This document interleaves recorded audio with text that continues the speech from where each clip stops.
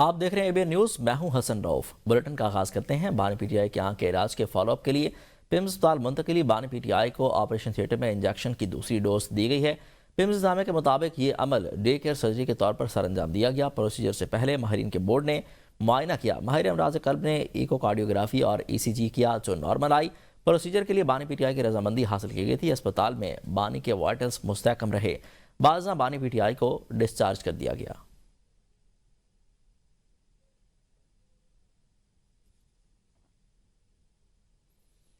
وزیراعظم شہباز شریف کا امیر قطر شیخ تمیم بن حمد ال ثانی کی دعوت پر 2 روزہ دورہ قطر کے دوران وزیراعظم امیر قطر شیخ تمیم بن حمد ال ثانی سے 2 طرفہ ملاقات کریں گے۔ اقتصادی تعاون، توانائی کی شراکت داری اور عوام کے تبادلوں کے حوالے سے تعاون بڑھانے پر بات چیت کی جائے گی۔ دونوں فریقین تجارت، سرمایہ کاری، توانائی، بنیادی ڈھانچے کی ترقی اور افرادی قوت کی برآمدات کے شعبوں میں اشتراک کو مزید آگے بڑھانے کے حوالے سے بھی تبادلہ خیال کریں گے۔ دوحہ کنگ حمد بین الاقوامی ہوائی اڈے پر قطر کے وزیر مملکت خارجہ، قطر میں تعینات پاکستانی سفیر اور سفارتی عملے نے وزیراعظم کا استقبال کیا۔ نائب وزیر اعظم وزیر خارجہ اسحاق ڈار، وفاقی وزیر اطلاعات عطاء اللہ تارڑ، وزیر اعظم کے معاون خصوصی طارق فاطمی بھی وزیر اعظم کے ہمراہ ہیں۔ ملک کی سلامتی پر کسی بھی قسم کا سمجھوتا نہیں کیا جائے گا اور ایک ایک شہید کے خون کا حساب لیا جائے گا۔ سینٹ میں اظہار خیال کرتے ہوئے طارق فضل چودھری نے کہا کہ دہشت گردی کے حالیہ واقعات میں افغان شہری ملوث پائے گئے ہیں۔ انہوں نے کہا کہ خفیہ اطلاعات کی بنیاد پر افغانستان میں دہشت گردوں کے کیمپوں کو نشانہ بنایا گیا۔ سیکیورٹی فورسز ملک میں قیام امن کے لیے مسلسل قربانیاں دے رہی ہیں اور پوری قوم ان کی قربانیوں کو قدر کی نگاہ سے دیکھتی ہے۔ اب ہم صرف جنازے نہیں اٹھائیں گے بلکہ بھرپور جواب بھی دیں گے۔ ایک شخص ضد پر کھڑا ہو اور کوئی بات ماننے کے لیے تیار نہ ہو تو اس کا کیا کیا جائے؟ مساق جمہوریت کے لیے سیاستدان تو اکٹھے ہوئے تھے، کیا وہ شخص سامنے آیا؟ سینیٹر رانا ثناء اللہ کا سینٹ میں اظہار خیال۔ بانی پی ٹی آئی نے کہا کہ میں کسی کو نہیں چھوڑوں گا، ان کے رویے تو دیکھیں۔ بانی پی ٹی آئی کا معاملہ عدالت میں ہے، خود پی ٹی آئی نے سپریم کورٹ سے رجوع کیا، سپریم کورٹ نے نوٹس لیا اور فرینڈ آف کورٹ مقرر کیا۔ حکومت نے بانی پی ٹی آئی کا علاج بھی کرایا ہے۔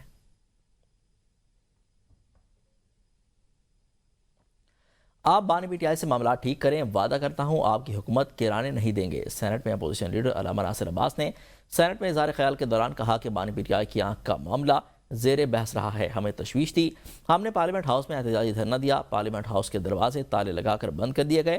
علامہ راجہ ناصر عباس کا کہنا ہے کہ مثبت احتجاج کرنے کی روایت ڈالنے دیں، پارلیمنٹ کو تالے لگا کر پارلیمنٹیرینز کو بند کر دیا گیا، کیا یہ پارلیمنٹ کی توہین نہیں؟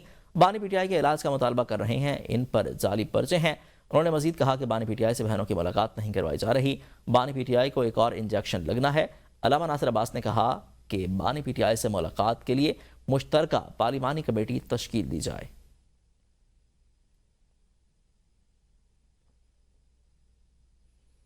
وفاقی آئینی عدالت محمود اچکزئی کی بطور اپوزیشن لیڈر قومی اسمبلی تقرری چیلنج۔ اکبر ایس بابر نے آئینی عدالت میں درخواست دائر کر دی۔ اکبر ایس بابر نے درخواست شوکت عزیز صدیقی کے ذریعے دائر کی۔ درخواست میں کہا گیا ہے کہ محمود خان اچکزئی کی تقرری کا نوٹیفیکیشن کل عدم قرار دیا جائے۔ اسپیکر قومی اسمبلی رول نمبر 39/3 کے تحت کارروائی دستخطوں کے ارکان کے خزانہ تحقیقات کرنے میں ناکام رہے۔ ریکارڈ میں کوئی ثبوت نہیں کہ آزاد ارکان نے عامر ڈوگر کو اپنی نمائندگی کا کوئی باقاعدہ اختیار دیا ہو۔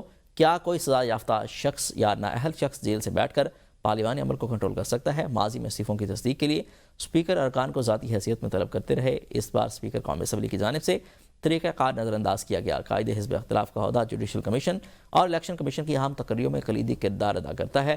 دستخطوں کی تصدیق کے بغیر جاری کردہ نوٹیفیکیشن غلطی نہیں بلکہ آئین کی خلاف ورزی ہے۔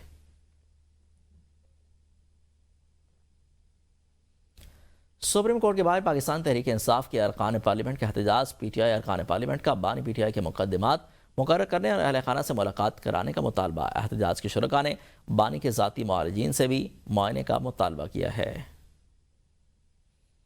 یہ سسٹم پوری کوشش کر رہا ہے کہ بانی پی ٹی آئی ڈیل کر لیں۔ حکومت کے مینیجر بھی بھرپور انداز میں سرگرم ہے تاکہ عوام اور ریاست کے درمیان خلیج پیدا ہو جائے۔ پروگرام سوال سے آگے میں گفتگو کرتے ہوئے سابق وفاقی وزیر قانون بابر اعوان نے کہا کہ موجودہ حکومت نے دستور کو نقصان پہنچایا، الیکشن کمیشن کو متنازع بنایا، فارم 45 کے نتائج کو نظر انداز کیا اور عوام کی امیدوں کو ٹھیس پہنچائی۔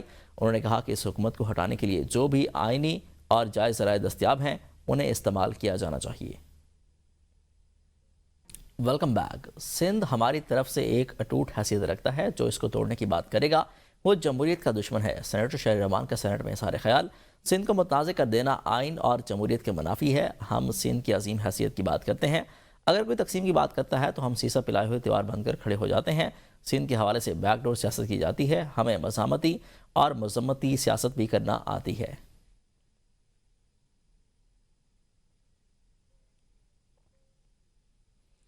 سندھ کے سینئر وزیر شرجیل رام میمن کا کہنا ہے کہ وفاقی حکومت کی اتحادی جماعتوں اور ایم کیو ایم وفاقی وزراء کی نفرت انگیز تقاریر اور سندھ حکومت کے خلاف سازشیں کھل کر سامنے آ رہی ہیں۔ ایک سوچی سمجھی مہم کے تحت وفاقی وزراء سندھ حکومت کے خلاف پروپیگنڈا اور سازشوں میں مصروف ہیں۔ صوبائی حکومت پاکستان پیپلز پارٹی کی لیڈرشپ سے مطالبہ کرتی ہے وہ وفاقی حکومت سے اس معاملے پر سنجیدگی سے وضاحت طلب کرے۔ اس کے اتحادی اور وفاقی وزراء صوبہ سندھ اور سندھ حکومت کے خلاف روزانہ کی بنیاد پر گھناؤنی سازشوں میں مصروف ہیں۔